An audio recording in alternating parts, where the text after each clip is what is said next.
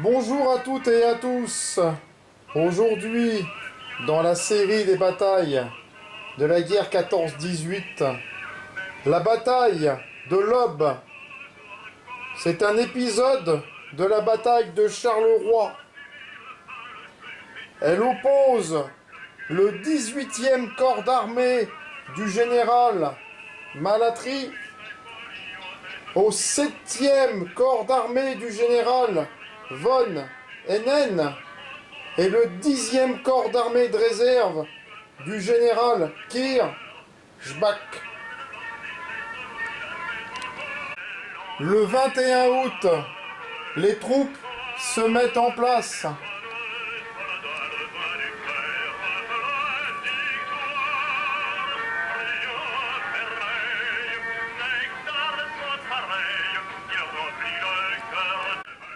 Le 22 août, le 10e hussard est attaqué au pont de Marchienne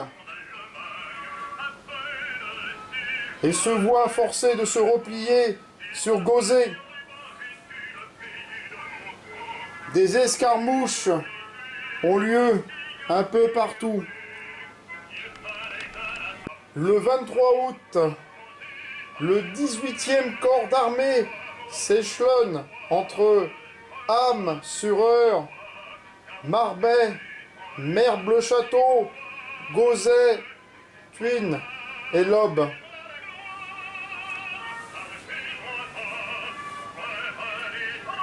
La 35e division du général Excelman tient la coupure l'Aube, Merble-Château, avec en première ligne la brigade Hollander qui assure la défense des ponts de Fontaine-Valmont à l'Aube inclus.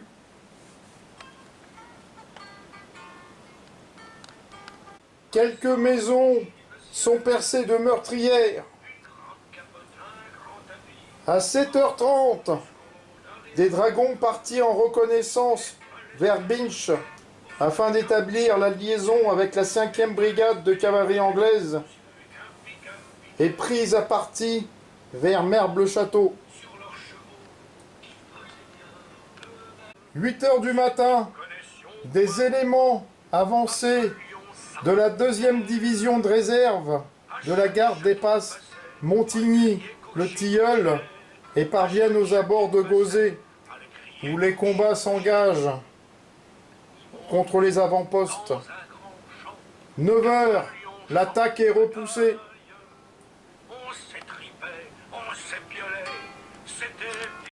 Tandis que vers les 5h du matin, une fusillade éclate à l'Aube.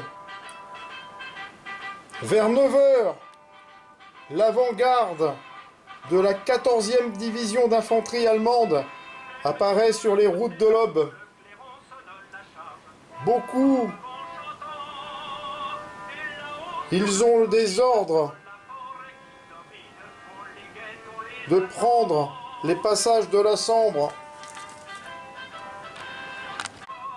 9h13, les batteries françaises du 14e RAC en position de Maladry ouvrent le feu en avant sur les bois de la Houssière et sur le carrefour de la route de Tain-les-Bonniers. Les Allemands ripostent depuis leur position de la côte 190 et prennent la ferme de la Borne et de la Maladry sous son tir.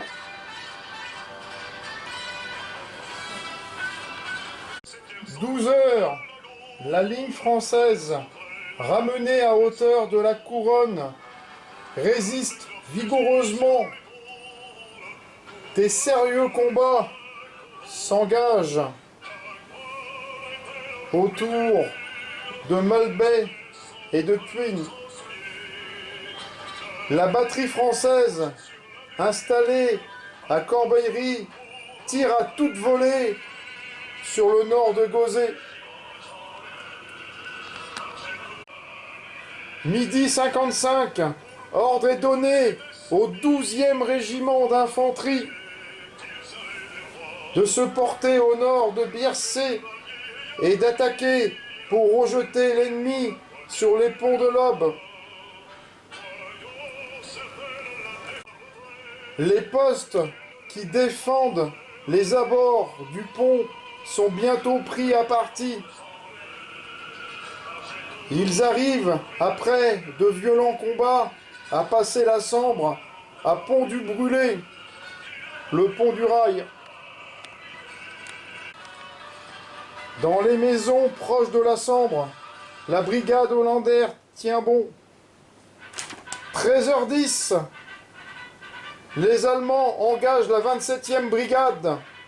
Les 16e et 53e gagnent les lisières de la Houssière et de Hovis et font leur apparition sur les pentes de Saint-Nicolas vers la Sambre.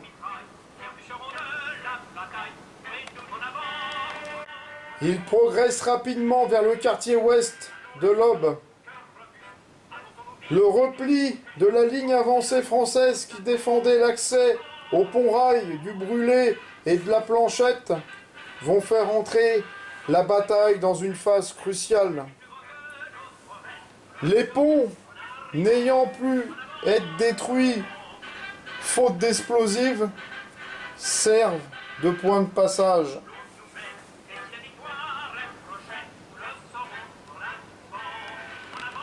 Les batteries de la 5e DC en position à Fontaine-Haute tirent sur les troupes qui sortent du bois de la Houssière.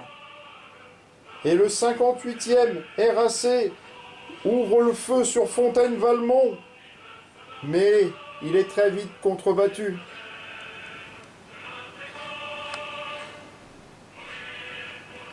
« 14h, la 70e brigade arrive en renfort. Les compagnies du 144e RI se déploient en tirailleurs.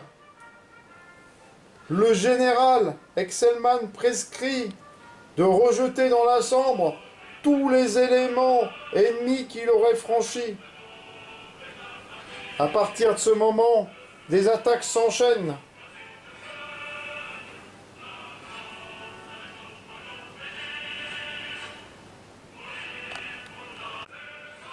À 15h, le 58e RAC du bois de Montreuil bombarde Merble-Château. Des rafales d'obus de 77 et de 105 portent du plateau de Saint-Nicolas sur l'artillerie allemande qui arrose les emplacements du 27e Dragon. 15h30. En ce moment, le combat fait rage sur tout le front de la 70e brigade, particulièrement autour de la ferme Philémon. Les sections françaises remontent à l'assaut, bousculent les tirailleurs du 53e RI et réoccupent leurs anciens emplacements. Mais la situation est critique pour le 144e RI, qui, très en pointe, est menacé d'enveloppement. Alors, il rétrograde de 200 mètres en arrière. Attaque du 49e sur Gauzé, qu'ils reprennent. 17h, malgré une forte résistance du 49e RI, la ligne plie et est ramenée aux lisières sud de Gauzé. 18h, Gauzé est repris par les Allemands. 18h, les survivants de la 5e compagnie se cramponnent au sol et résistent autour de la ferme Philéon pendant plus d'une heure.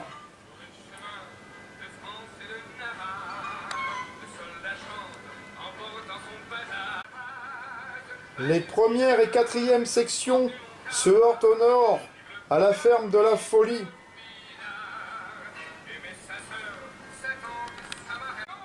Et après un violent corps à corps, se regroupent au sud, au bois Fausti. 19 heures, réunis en arrière de la ferme de Philémon, les compagnies du 57e opposent une résistance farouche aux tirailleurs allemands, sans cesse renforcée.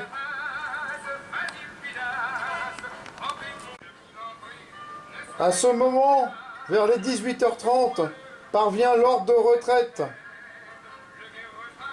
On estime les pertes à la 70e brigade française de 180 hommes. Et la conquête de Helleu aurait coûté 245 hommes à l'armée allemande.